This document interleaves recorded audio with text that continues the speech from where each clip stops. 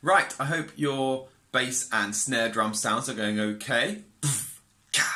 Okay, we're going to add in now an invisible cymbal. And the cymbal we're going to add in, there's lots of different types of cymbals. We're going to add in one called a hi-hat, which is actually two cymbals. It's two cymbals that sort of clash together like this.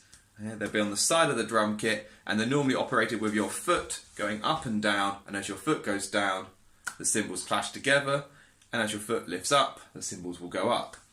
So this creates sort of two different sounds, the closed hi-hat and the open hi-hat. To get our cymbal noises, we need to use a T shape followed by an S shape. If we do those together,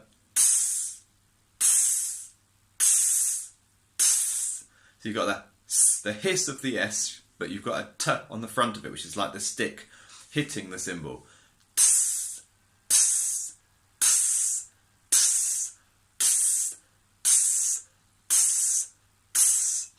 Now, when the hi-hat is closed, it doesn't ring for very long, so it's a very short. So you want to get your sound to be as short as possible.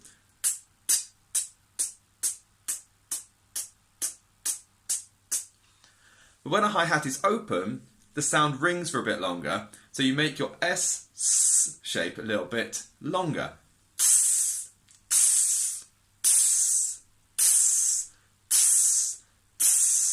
So you've got short,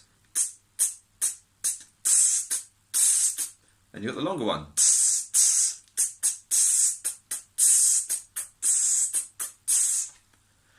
So I want you to go and practice those two hi-hat sounds for me, the short and the long.